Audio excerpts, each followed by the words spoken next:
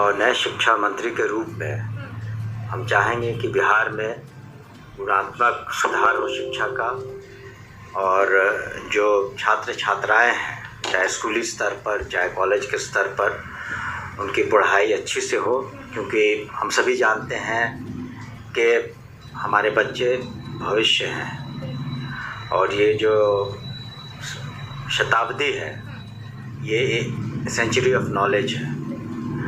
तो इस वजह से ज़रूरी है कि अच्छी पढ़ाई हो, व्यवस्था भी अच्छी हो शिक्षा के लिए, और विभाग प्रयासरत है कि स्कूल्स में डिसिप्लिन हो, समय पर शिक्षक आएँ, अच्छी पढ़ाई हो, उन्हें मिड डे भोजन अच्छे से मिले, वहाँ साफ़ सफाई रहे, पीने के पानी का प्रबंध रहे, और जो भी इंफ्रास्ट्रक्चर की ज़रूरत हो, बेंच हो, टेबल हो, उनकी आपूर्ति हम लोग बहुत तीव्र गति से करा रहे हैं।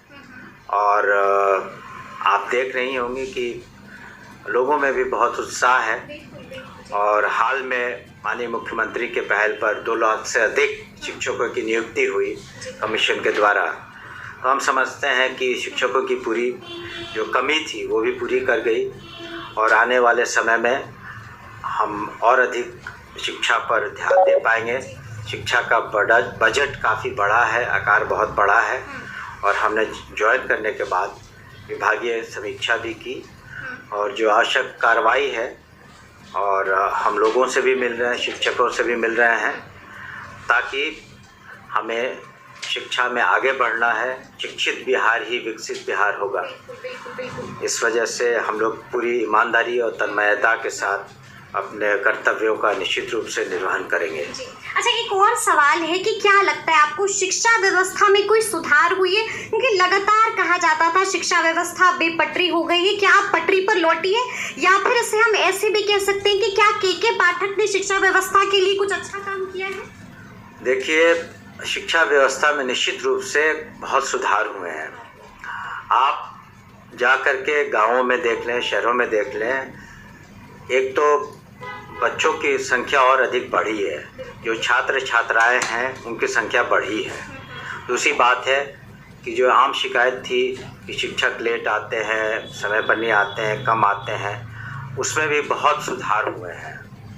और तीसरी बात है कि जो शिक्षकों की कमी थी, राज्य सरकार ने माननीय मुख्यमंत्री जी के नेतृत्व में 2 लाख से अधिक शिक्षक बहाल किए हैं, और निश्चित रूप से बहुत सारी चीज़ों में ACS पाठक साहब जो के पाठक थे उन्होंने भी मेहनत की है। और देखिए, अंतोगत्वा जो सुधार होते हैं एक टीम वर्क होता है, टीम का लीडर होता है। तो हमारे मुखिया नीतीश कुमार जी चाहते हैं कि और अच्छे से अच्छी सुविधाएं दी जाएं, वातावरण दिया जाए और तैयार किया जाए, और इसलिए जो भी प्रोत्साहन राशि भी इसलिए मैट्रिक के बाद, ग्रेजुएशन के बाद दी जा रही है। जो UPSC में जो क्वालिफाई कर रहे हैं प्रिलिमिनरीज में, उन्हें भी प्रोत्साहन राशि दी जा रही है। और जो हमारा बेस है स्कूली शिक्षा, उसको हम लोग सुधारना चाहते हैं, और साथ ही साथ कॉलेज की जो शिक्षा व्यवस्था है उसमें भी सुधार आया कि, लेकिन कुछ यूनिवर्सिटीज़ ऐसे हैं जहां और अधिक सुधार की आवश्यकता है, और सेशन टाइम पर चले, ये हमारा मानना है कि ये बहुत ज़रूरी है छात्रों और छात्राओं के लिए कि सेशन टाइम पर है। मतलब आप ये कह रहे हैं कि के पाठक जी ने अच्छा काम किया? उन्होंने निश्चित रूप से अच्छा काम किया, और पूरी टीम ने काम किया। और हमने कहा कि लेकिन टीम के असल लीडर और मुखिया तो माननीय नीतीश कुमार जी हैं। लेकिन अब आपके लिए चुनौतियां बहुत होने वाली हैं, क्योंकि आप पर सबसे बड़ा विभाग, आपके कांधों पर उसकी जिम्मेदारी है, और सबकी नजरें शिक्षा विभाग पर होती हैं। तो इन चुनौतियों को कैसे हल कीजिएगा मंत्री जी? देखिए, हमने समीक्षा बैठक की, और हमारा उद्देश्य है कि शिक्षा में ससमय एग्ज़ाम्स हों, शिक्षा की क्वालिटी, जो गुणात्मक सुधार है वो लाया जाए, और जो इंफ्रास्ट्रक्चर है, संसाधन है स्कूलों में या कॉलेजों में, उसमें बढ़ोतरी हो, और बिहार के छात्र मेधावी हैं, मेहनती हैं, और एक ऐसा वातावरण जो माननीय मुख्यमंत्री नीतीश कुमार जी ने दिया है अब तक लिए, उसको और बेहतर किया जा सके।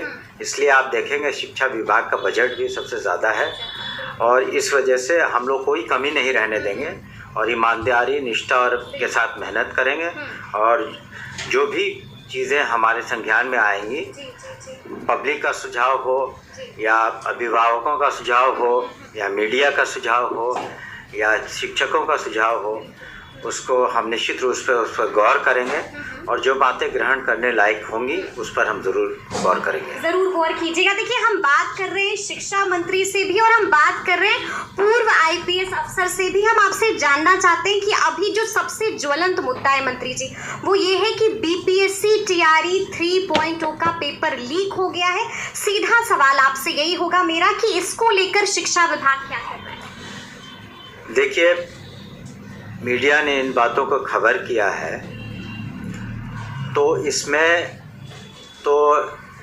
EOU इन्वेस्टिगेशन कर रहा है और शिक्षा और जो और BPSC इसका एग्ज़ाम कंडक्ट कराता है।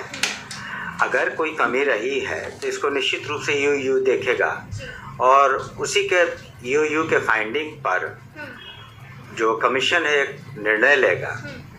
तो शिक्षा विभाग डायरेक्टली एग्ज़ाम्स नहीं कंडक्ट कराता, लेकिन एक पूर्व पुलिस पदाधिकारी होने के नाते मैं कह सकता हूं कि EOU इसमें गहराई तक जाएगा और अपनी बातों से कमीशन को अवगत कराएगा और कमीशन इसमें जो उचित निर्णय है ससमय लेगा। चलिए, बहुत बहुत शुक्रिया और बहुत शुक्रिया बातचीत। Thank you so much.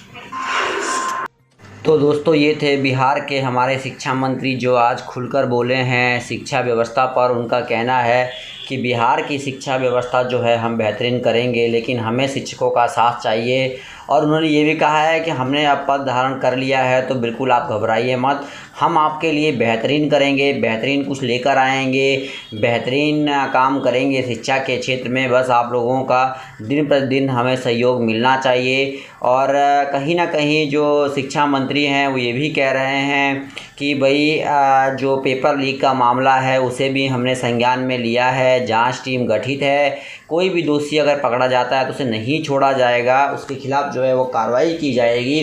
तो ये कहीं ना कहीं ये तमाम बातें जो हैं वो स्पष्ट रूप से अब सामने उभर के आ रही हैं। कहीं ना कहीं सहयोग मिल रहा है शिक्षा के क्षेत्र में, शिक्षा मंत्री भी पहल कर रहे हैं। तो जो भी होगा वो तो खैर अब समय ही बताएगा, लेकिन एक बात तो क्लियर है कि बेहतरीन काम अब शिक्षा के क्षेत्र में होगा। उन्होंने ये भी कहा कि मुख्यमंत्री ने जो है लाखों बहालियाँ की हैं और आगे भी जो है वो बहालियाँ होती ही रहेंगी। तो बहुत अच्छी बात है भाई, अगर आप इस तरह से सहयोग लगातार प्रदान करते रहे तो भाई शिक्षा के क्षेत्र में बेहतरीन होगा। हमारे नियोजित शिक्षक हो या हमारे भाई जो भी सप्लीमेंट्री रिजल्ट वाले हों, सभी के लिए बेहतरीन देखने को मिलेगा। तो दोस्तों, वीडियो पसंद आए तो शेयर कीजिएगा। लेटेस्ट अपडेट के लिए जुड़े रहिए दोस्तों। धन्यवाद। तो जय हिंद, जय भारत।